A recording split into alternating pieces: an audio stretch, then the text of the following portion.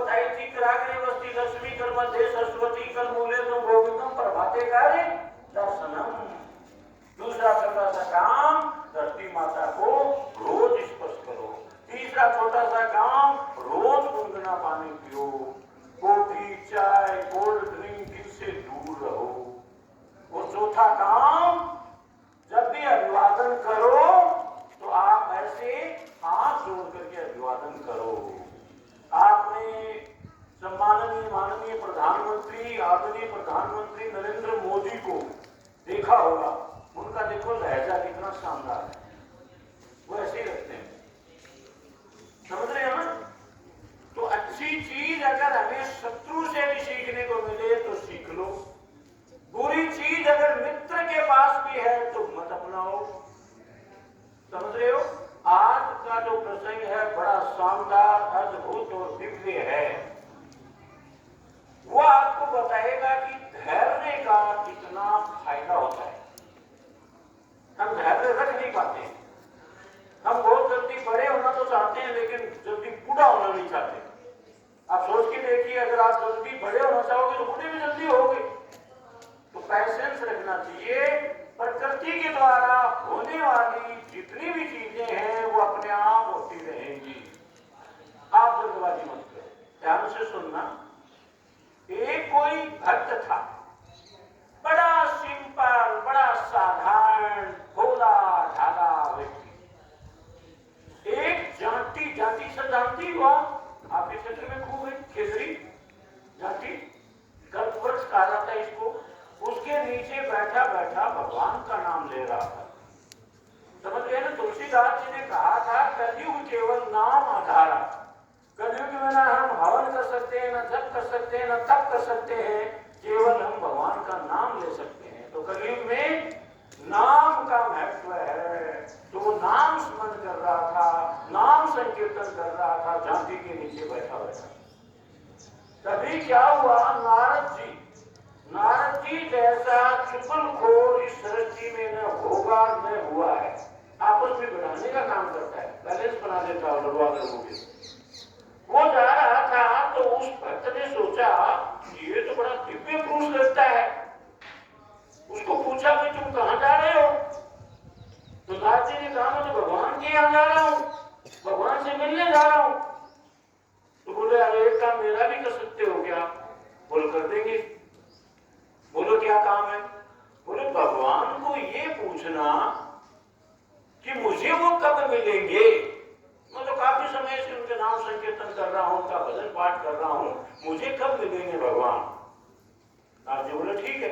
वहां गए और जाकर के पूछा तो भगवान ने बताया भाई उसका तो समय नहीं आया, उसको तो बहुत समय लगेगा। तो बोलो उससे मैं पिंड कैसे छुड़ाऊं, जाते ही पूछेगा। तो बोलो वो उसको कहना जा करके जिस वृक्ष के नीचे बैठा है, जिस खेतड़ी के नीचे बैठा है, जिस झांकी के नीचे बैठा है, उसको कहना इसके पत्ते गिन ले, और जितने पत्ते हैं उतने ही सालों में मिलूंगा। अब आप ये झांकी आपके सामने, इसके पत्ते गिन सकते हो क्या? और गिन भी सकते हो तो कई वर्ष लग जाएंगे आपको गिनने में, और फिर जितने पत्ते हैं उतने वर्षों में मिलूंगा। नारद जी वापस आए, वो वही झांकी के नीचे हरि कीर्तन कर रहा। बोले पूछ के आए क्या महाराज? बोले हाँ पूछ के आया हूं। बोले क्या बताया? भगवान ने ये कहा जिस झांकी के नीचे तू बैठा है उसके पत्ते गिन ले, और जितने पत्ते हैं उतने वर्षों में मिलूंगा। सोच के देखो, आपको ऐसा कह दिया जाए तो आप तो जोड़ी लटका के चल पड़े, पढ़ दो भगवान को, हमें नहीं करनी पड़ती। लेकिन वो भक्त क्या करने लगा पता है? जो ही नारद जी ने कहा कि झांकी के जितने पत्ते हैं उतने वर्षों में मिलूंगा, तो बड़ा खुश होकर के नाचने लग गया। आहा मुझे भगवान मिलेंगे, आहा मुझे भगवान मिलेंगे। और तुरंत ही भगवान आ गए। नारद जी को बड़ा गुस्सा है। थोड़ी देर पहले तुम कह रहा था इस पेड़ की जितनी पत्तियां हैं उनको गिन लो, उतने वर्षों में मिलूंगा, और इतनी जल्दी आ गया। तो भगवान ने कहा इसका व्यवहार देखो, इसका धैर्य देखो, इसको पता भी नहीं है इसके कितने पत्ते हैं, और इसको पता भी नहीं है हम पत्ते जितने उतने वस्तु तो जिंदा भी रहेगा क्या। इसकी खुशी का इजहार देखो, इसका धैर्य देखो, इसलिए मैं आ गया भैया।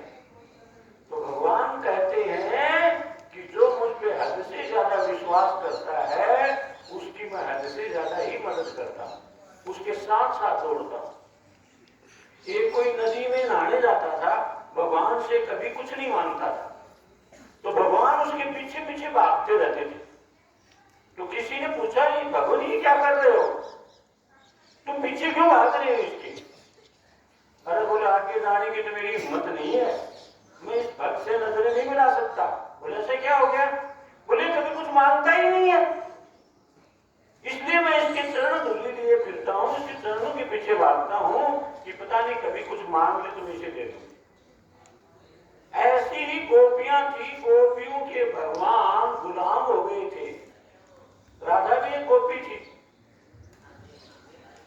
वो बरसाने वाली गुलाम तेरो बनवारी, ऐसे गाते हैं वसंत महात्मा कि बरसाने वाली तेने इतना क्या ऐसा पुण्य कर्म कर दिया कि तेरे गुलाम हो रहे हैं भगवान। तो गोपियों की चरण धूलि के लिए बड़े बड़े ऋषि मुनि, नारद जी भी और उद्धव जी भी चाह रहे थे मुझे गोपियों की चरणों की धूल मिल जाए, यानी जहां गोपियां चलती हैं उन चरणों की धूल के दर्शन हो जाए। तो इनके जब भगवान के लिए है सब कुछ उनका, तो भगवान उनके गुलाम हो जाते हैं, क्योंकि भगवान को